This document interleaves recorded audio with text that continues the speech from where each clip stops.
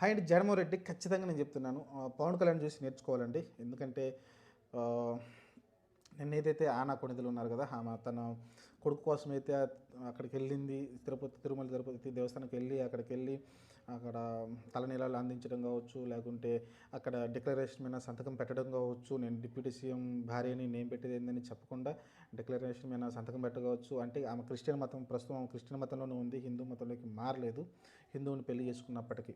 సరే ఏదైపోయినప్పటికీ ఆమె అయితే చాలా హుందాగా ప్రవర్తించారు. ఇదే మరి ఆహ్, జగన్మోహన్ రెడ్డి గురించి ఆశించింది చాలామంది. చాలామంది అప్పుడు రచ్చ కూడా నడిచింది అదే.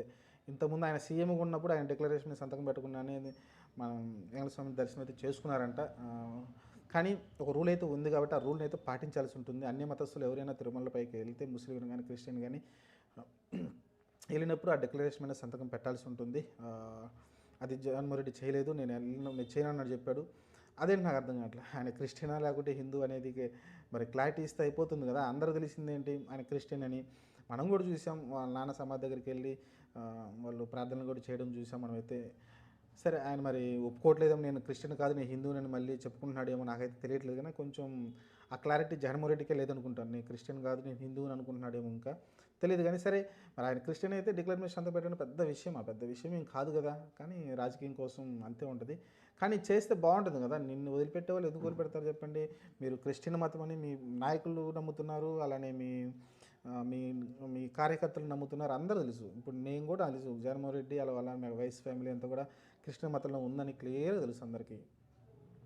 కాబట్టి మీరు దాన్ని దాచుకోవాల్సిన అవసరం లేదు. దానివల్ల మీకేదో డ్యామేజ్ అవుతుందంటే ఏముండదు, ఏముండదు. మీరు హుందాగా అక్కడ వెళ్తే మీరు ఇంకా దానికి గౌరవం ఇచ్చినట్టు. అక్కడ ఏదైతే మనం తిరుమల దేవస్థానానికి రూల్స్ పెట్టుకున్నామో దాన్ని గౌరవం ఇచ్చినట్టు. మరి మీరు ఆ గౌరవాన్ని ఎందుకు తగ్గిస్తున్నారో నాకైతే అర్థం కావట్లేదు. ఈరోజు చూసుకుంటే మొన్న పిల్లలతో వెళ్ళినప్పుడు కూడా తన చిన్న కూతురు ఏదైతే అన్న కూతురు ఉందో ఆమె కూతురు చేత కూడా సంతకం పెట్టించడం చూసాం. ఆమె కూడా క్రిస్టియన్ మతాన్ని పాటిస్తుంది కాబట్టి ఆ చిన్నమ్మాయి. ఆ తర్వాత మీరు చూసుకుంటే ఈరోజు ఆనా కొణిదెల గారు, పవన్ కళ్యాణ్ గారు సతీమణి ఆమె వెళ్ళి డిక్లరేషన్ సంతకం పెట్టి నేను ఏమన్నా సమయం నమ్ముతున్నాను అని చెప్పడం తప్పేముంది? ఇప్పుడు చాలామంది దేవుళ్ళు ఉన్నారు హిందువులు. నేను ఏమన్నా సమయం నమ్ముతున్నాను అందుకే వస్తున్నానని ఒక డిక్లరేషన్ సంతకం పెట్టడం పెద్ద తప్పేం కాదు. కాబట్టి నాకైతే అది నచ్చలేదు. ఇప్పటికైనా ఆయన తెలిసి నేర్చుకోవాలని అనుకున్నాను నేనైతే. దీని మీద పెద్ద రచ్చ నడుస్తుంది కదా! ఇంక మాటకొస్తే హిందూ దేవుళ్ళపైన అప్పుడు జరిగిన అటాకులు కావచ్చు అయన్నీ ఇప్పుడు గుర్తుకొస్తాయి. ఆయన ఇలాంటివి చేయకపోవడం ఏముద్ది? డిక్లరేషన్ సంతకం పెట్టి ఒకసారి దేవుడిని దర్శించుకొని వస్తే అయిపోద్ది.